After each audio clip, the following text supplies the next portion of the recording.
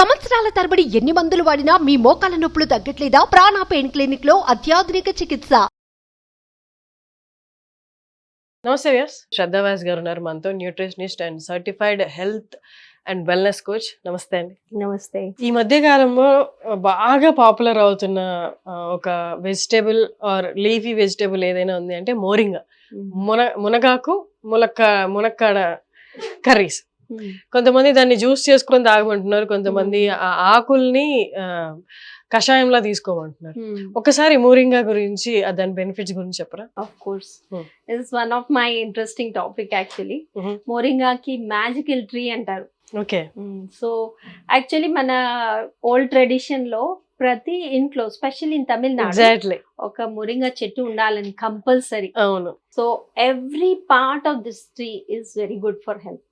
అంటే మోరింగా బార్క్ కానీ, లీవ్స్ కానీ, ఫ్లవర్స్ కానీ, ఆ డ్రమ్ స్టిక్ కానీ, రూట్స్ కూడా, ప్రతి పార్ట్ లో ఒక మెడిసినల్ వాల్యూ ఉంది మోరింగాకి.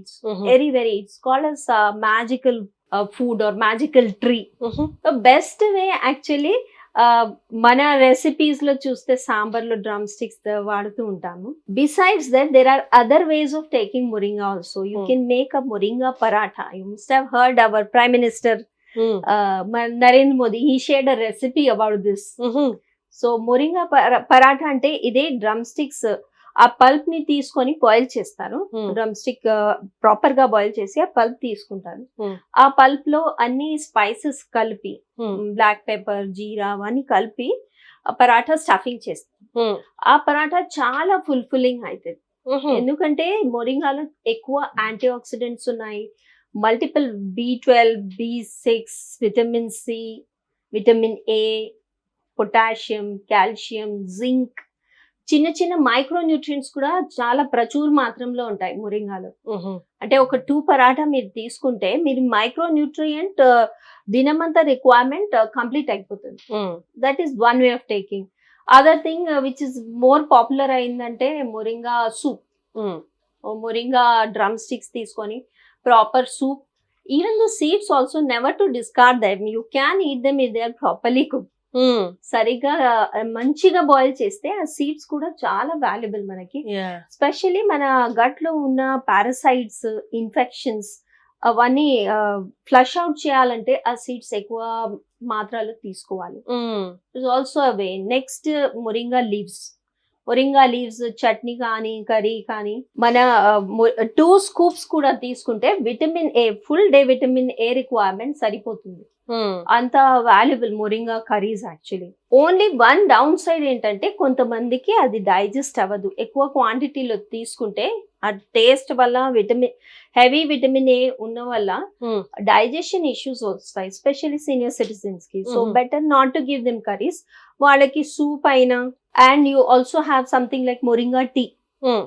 సో మొరింగా బార్క్ తీసుకొని ఆ డికాక్షన్ లాగా చేస్తారు. That is first thing to take in the early morning, empty stomach. It's very good. Cold, cough, fatty liver కి కూడా మెడిసిన్ లాగా యూజ్ చేస్తారు మొరింగా బార్క్ టీ.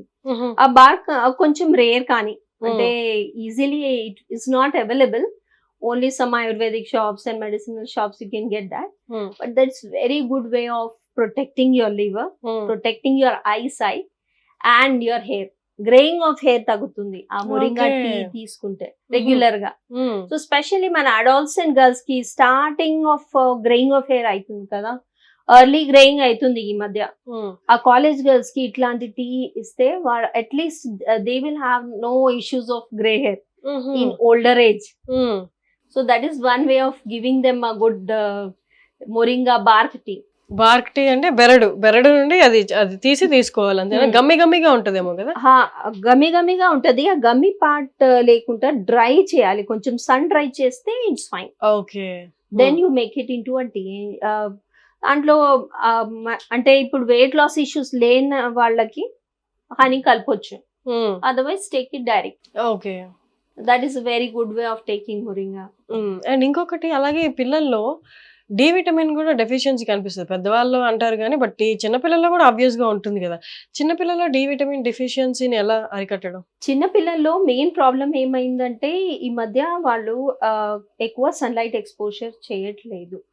ఫస్ట్ ఒక 10-20 ఇయర్స్ ముందు అయితే పిల్లలకి ప్లే గ్రౌండ్ ప్రతి స్కూల్లో ప్రతి కాలేజ్లో ఎనీ ఇన్స్టిట్యూషన్స్లో స్పేషియస్ ప్లే గ్రౌండ్ ఉండే and they used to be exposed to sunlight very nicely. First vitamin D production comes from sunlight only, and first so more activity in the sun, that is one thing. ఇప్పుడు వీళ్ళ school timing ఏదో ఉన్నప్పుడు అది అవ్వదు. Second thing, you can increase their moringa intake. This also helps in production of vitamin D. అంటే production main sunlight తోనే వస్తుంది, కానీ it will trigger that, it will increase the process. So they can take moringa, like I told you, make it more interesting, like a paratha or something, or use it in the sambar. Sambar లో ఒకసారి cook చేస్తే కూడా అన్ని micronutrients ఆ liquid దాల్లో వచ్చేస్తాయి. ఒకవేళ పిల్లలు అది డిస్కార్డ్ చేస్తే కూడా at least they will get the nutrient inside the dal. So better to give them more frequently sambar with lot of moringa things. This is a very good way of taking care of their vitamin D. And other thing which is there is ragi. Ragi is a very good source of vitamin D and calcium, because calcium absorption depends on vitamin D. So if they are having good sunlight exposure and you give good amount of ragi, the production of vitamin D will be good. So ragi java iyochu, ragi idli, ragi dosa. Pillalaithe active, so no need of any calorie this thing. If they are playing well, they are very active, you can give these foods to them. Okay. And of course the nuts. Third Nuts. thing is the nuts. Definitely you give more of nuts, especially cashew nut. If you give children, it will help them to bring down the symptoms. Thank you, Andy. Thank you so Thank much. you.